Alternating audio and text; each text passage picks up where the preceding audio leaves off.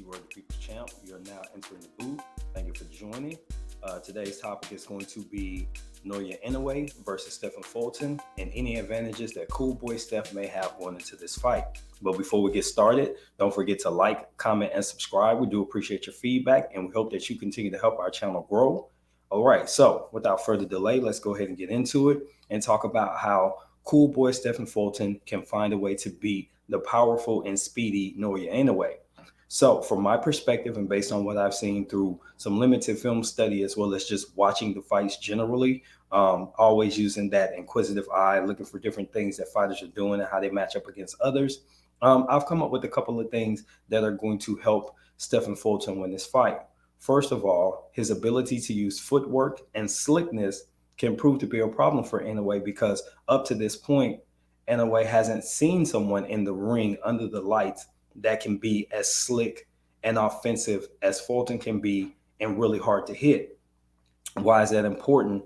From something that you'll have noticed in a previous video about this topic, I do express that while Inoue does have athleticism, he does have speed and obviously that KO power, I don't think that he has the lateral agility that can slow down somebody like Fulton, who's going to find a way to set up escape routes when they're in the ring and be able to let off some shots and get out of harm's way quickly before that speed and power can catch up to him.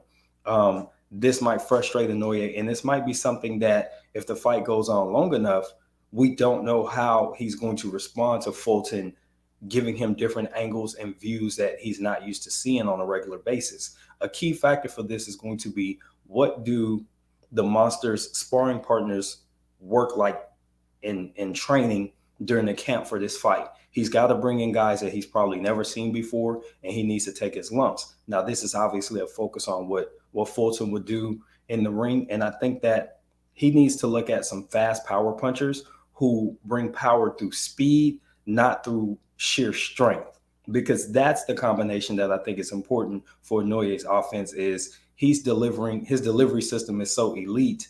The punches are sharp and they get there, and then he's got to have somebody come in the camp that's going to give you upstairs, downstairs combinations that are meant to set you up. Fulton is going to need that to start to truly prepare for whatever Inoue is going to bring to the ring.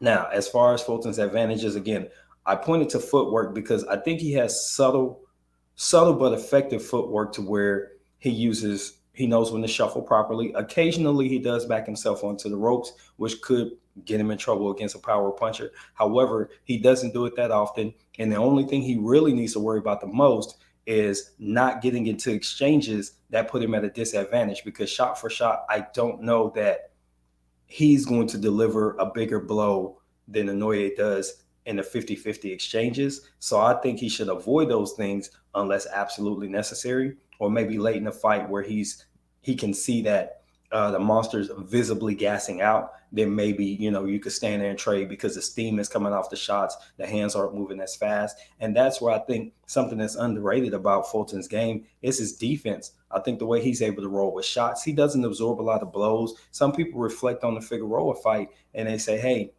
this guy got stung. He got hit a lot. We also have to understand that he chose to stand in exchange because at some point he tasted Figueroa's power and felt that it wasn't a concern for him to get knocked out. While he was hurt a couple of times, he wasn't put down, and he was able to finish the fight, went on the cards comfortably in a fight that I thought was pretty exciting to finish up a year. So I don't expect that same game plan, because I think as sharp and effective as a puncher as the Monster is, Fulton's not going to take that chance, because unlike Figueroa, who the punches have, it takes him longer to get there. Let's just say that. I'm not going to say he's slow. I don't think any boxer's truly slow, but his punches definitely take longer to get there than those sharp, aggressive punches from the Monster. And I think Fulton needs to be very careful about getting inside and trying to fight too much in the pocket, even though he is going to physically be the bigger man. I don't know that there's been anybody that's been that much bigger than the Monster going into a fight besides maybe Nonito Donaire, and he was able to effectively neutralize his size by using his elite speed and athleticism to just outquick Donaire in their fight. For Fulton, that advantage isn't going to be there for Inoue, so we're going to see we're going to see him have to dig into his tool bag just a little bit and make things happen. So that's my take on it. We're going to come back for another head-to-head analysis, more in depth as we get closer to the fight. Just wanted to get this information out there, get the conversation going, see what you guys think. This is T Word. I'm Mason in the booth. This has been the Mic Check Podcast. Until the next time, I'm out.